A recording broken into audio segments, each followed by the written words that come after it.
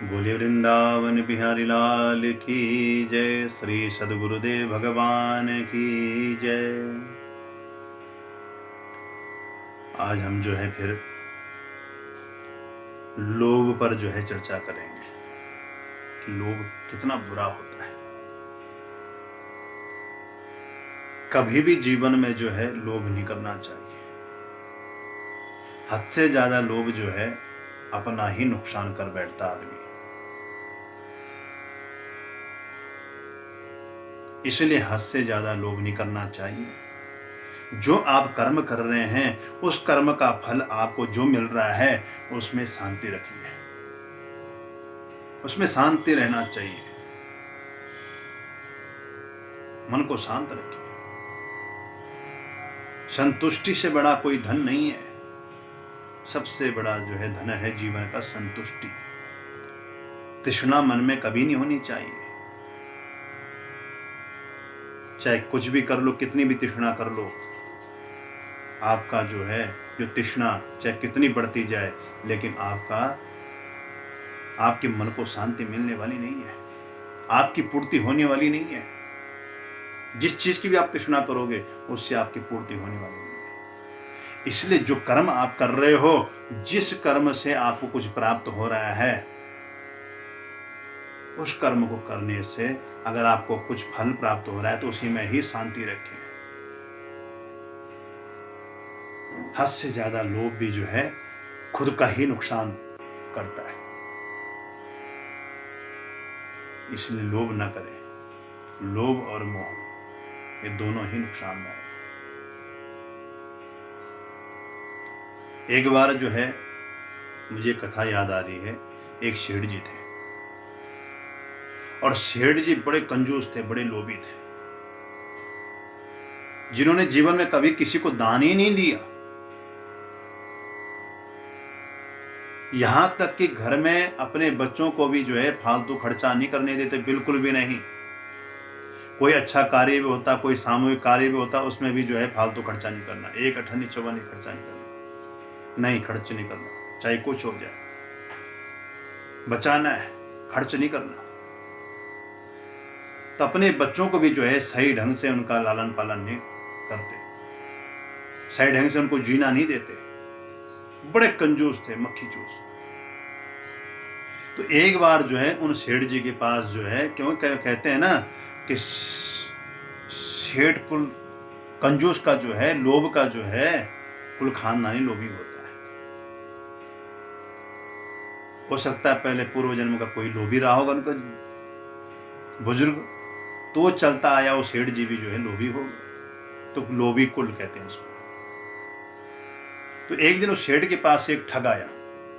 तो उस ठग ने कहा, हमारा सेठ जी, हमारे यहाँ पर कोई कार्यक्रम है, उसके लिए बर्तन चाहिए। सेठ जी ने कहा, ठीक है, चलो बर्तन चाहिए तो बर्तन दे देता हूँ।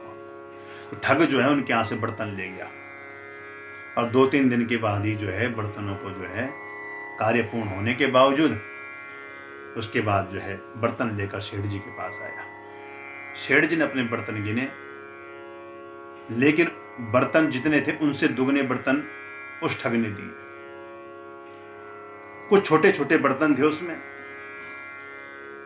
तो सेठ जी ने पूछा, देखो भाई, बर्तन तो मेरे नहीं है, हमारे बर्तन तो जितने थे बड़े उतने सब मिल चुके हैं, छोटे बर्तन हमारे हैं नहीं। तो ठग ने कहा, महाराज सेठ जी, ये बर्तन जो है इन्हीं के ही बच्चे हैं, इन बर्तनों के ही बच्चे हैं। बर्तन जो आपको दिए हैं छोटे बर्तन, मैंने कुछ नहीं दिया आपको, ये बड़े बर्तनों के बच्चे छोटे बर्तन हैं। तो सेठ जी ने पहले तो सोचा मन में कि भाई हो सकता है, फिर उन बर्तनों को जो है वापस नहीं दिया, अपने पास ही रख लिया। कुछ दिन के बाद फिर वो ठग दोबारा गया। उसने कहा, महाराज आज हमारे यहाँ जो है एक धार्मिक अनुष्ठान है, उस धार्मिक अनुष्ठान में जो है सोने चांदी के बर्तन चाहिए भोजन बनाने के लिए। आप कृपा करिए, हमें सोना चांदी के बर्तन दीजिए, जिससे हम अपने धार्मिक अनुष्ठान को पूर्ण कर सकें। सेठ जी ने मन में विचार किया कि पहले दिन जो बड़े बर्तन दिए थे उनसे छोटे बर्तन भी हमें मिले, दुगने मिले, तो क्यों ना मैं आज सोना चांदी के बर्तन दे दूंगा, इसको तो अवश्य जो है दुगना लेकर आ सकता है। और आज जो है सेठ जी ने क्या किया, सोने चांदी के बर्तन ठग को दे दिए और ठग उन बर्तनों को लेकर चला गया।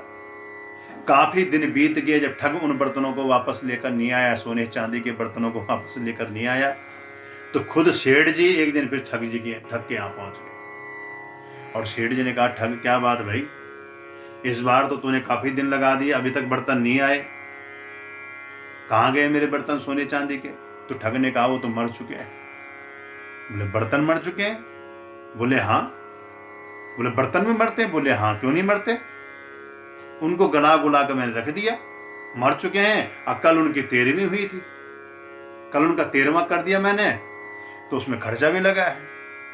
अगर आप उसे हो सके तो उनकी 13वीं के लिए जो है कुछ खर्चा दीजिए, जो मेरे से लगा है।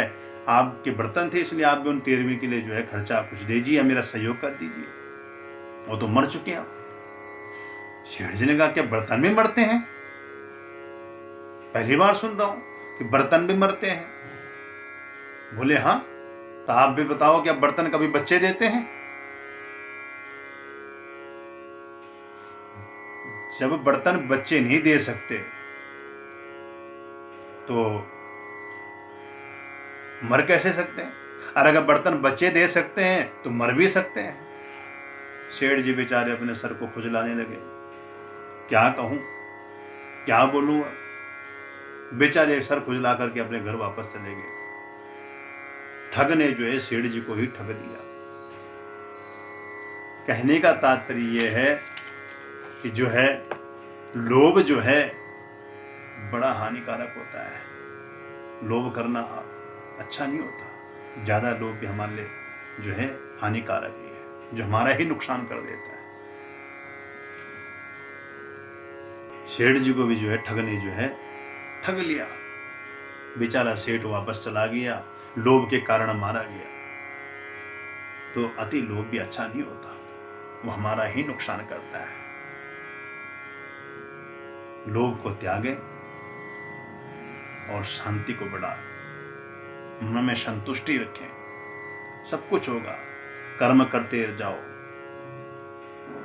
कर्म प्रधान विश्व रचि राखा, जो जस करे तस फल चाखा। जैसा कर्म करोगे वैसा फल मिलेगा, जितना कर्म करोगे उतना ही फल मिलेगा। ये कर्म भूमि है, कर्म प्रधान देश है हमारा भारत देश जो है, कर्म प्रधान देश है। अन्य देश कर्म प्रधान देश नहीं है, केवल हमारा भारत ही कर्म प्रधान देश है।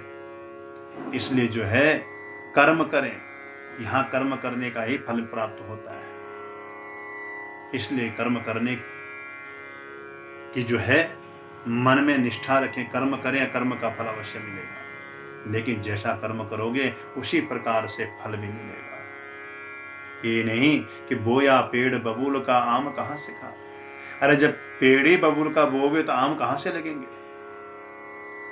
दूसरों के लिए कांटे बिछाओगे तो खुद के लिए कांटे खुद बिछेंगे।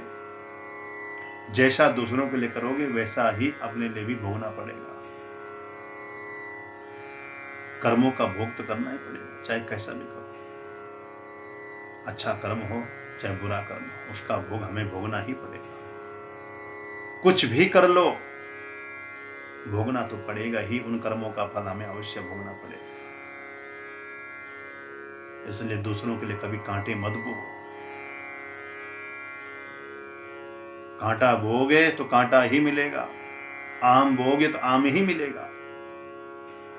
कांटा बोने से आम नहीं मिलने वाला, या आम बोने से कांटा नहीं मिलने वाला। इसलिए अच्छा कर्म करो और लोभ को त्यागो, संतुष्टि को बढ़ाओ, संतुष्ट रखो मन में। बोले वृंदावन बिहारी लाल की जय। श्री सद्गुरुदेव भगवान की